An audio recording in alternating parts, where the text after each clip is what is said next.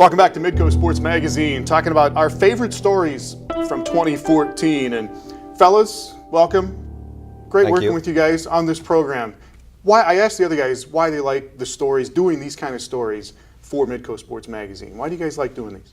For me, it's the people. I think just the people that you get to meet, when we're out in the field, and people that kind of give you that window into their lives. Obviously, something they're very passionate about, or something that's very personal to them, and they allow you in and share that story with you, and allow you to be the one to tell it to everybody else. And you find that more with normal people like this that we're doing these stories on, right? They're not professional athletes that are just sick of the media, that they're willing to share these stories. That's a big part of it, I think, is that they're not used to the limelight and not used to being out there in public and having everything kind of displayed for them.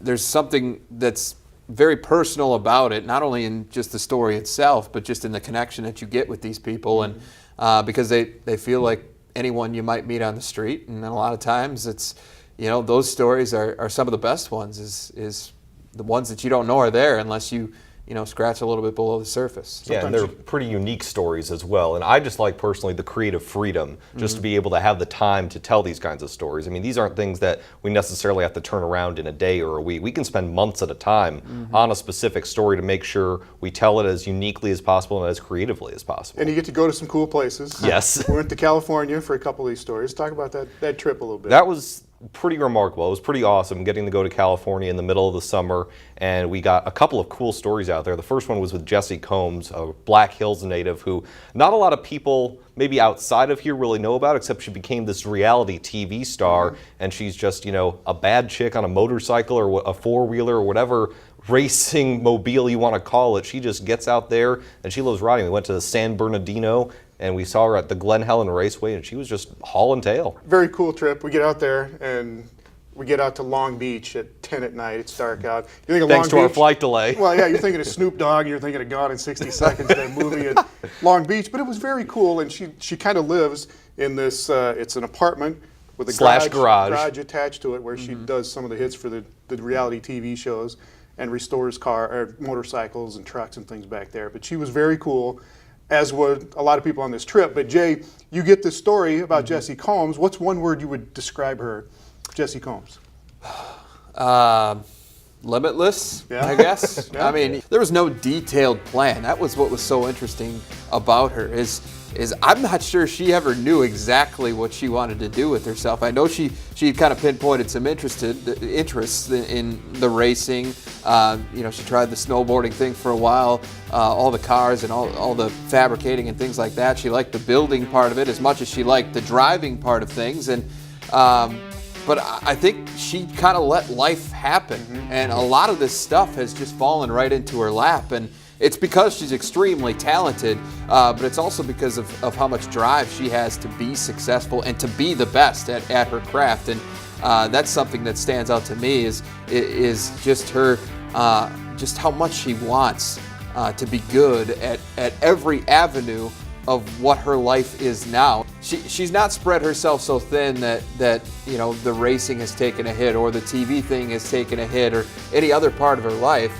She dedicates that same kind of passion to each and every aspect of what she's doing right now, and it's what makes her story so incredible. She's from Rapid City, kind of took that Black Hills mentality that I don't care what people think, I'm going to go out here, and she's really made it work. She's got the pink hair, she's got a great attitude. Got the land speed record. And the land speed record, yes, of all these things, and just continues to do great things, and she's going to keep working on other land speed records. Yeah, in fact, she's already got her sights set on the next one, and that is to be the fastest woman on three wheels, and a woman named Kitty O'Neill set that record back in 1977. She went 512 miles an hour. Jessi wants to go faster than that, and those two actually got a chance to meet in early December and talk about that, and Kitty apparently gave her stamp of approval on Jessi's attempt to try and go and break that record. So she's got her sights set already. It's just kind of checking the next thing off that list. She's got a giant bucket list, and she wants to do it all. And one of the things that I think is very, very cool about her, and there's so many of them, but one that really stands out is how much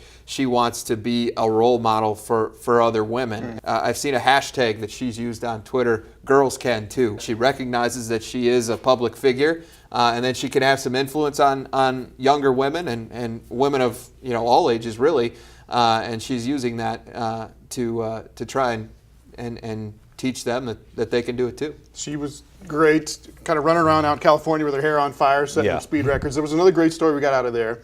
A little more mellow than that. Yes, a lot more mellow. With a guy who had some South Dakota connections named Kent Katich. Yes, Kent Katich, not extremely well known around these parts. He probably spent a year and a half, 2 years in South Dakota. He played for the Coyote basketball team in the early 1980s, but he left college and we sort of followed him and told his story about this whirlwind journey. He went to Italy to become a model, then he went to Sweden to play overseas basketball, and one of his old Coyote teammates introduced him to yoga, and he started adopting that practice. This was in, the late 80s, early 90s, where yoga was still thought of as only a feminine thing, only something that females do, but Kent started developing his practice, and then he had one client in particular, Bobby Hansen, his old high school teammate, who played on the world champion Chicago Bulls in the early 90s.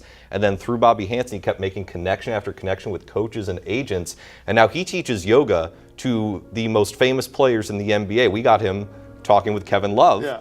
And he works with Blake Griffin, Dirk Nowitzki. He's the LA Clippers yoga coach for the entire team.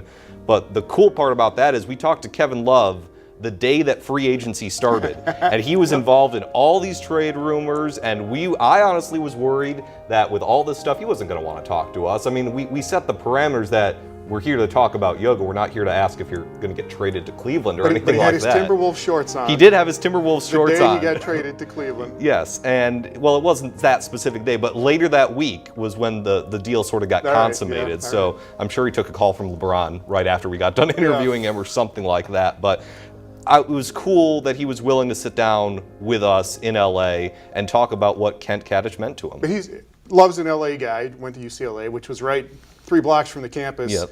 We went to Katich's office, his studio, in Bel Air, beautiful neighborhood. And Katich is kind of to us is the cliche California lifestyle.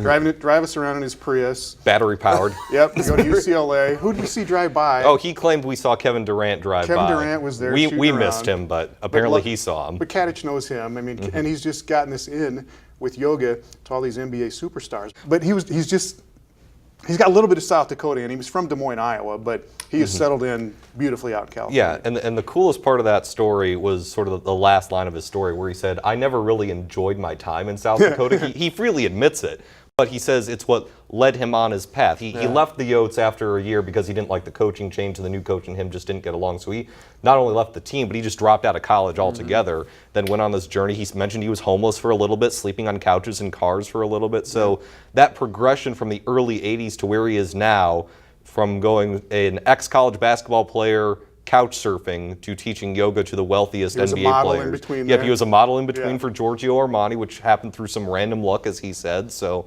it's a very unique journey that has its roots in South Dakota. Yeah, all these stories, we try to find that little connection. And same thing with Jessi. She talked freely about how Rapid City influenced her to go follow her dreams. She loves South Dakota. She makes so no she and bones Kent are opposites. Yeah, well, I mean that's it. I mean, but she's from here, and this is home to her, and so she still has family in that area, and she speaks very highly of kind of like almost like a hidden gem, referring to it as such. And this is a woman that has made her living in California, and obviously that life out there is a whole different world. But she anticipated as she was going through her education that she was going to end up back in Rapid City building motorcycles. She said that, and she would live here had all these other things not fallen right back into place, because this is home, and this is where she feels like she belongs. But at the same time,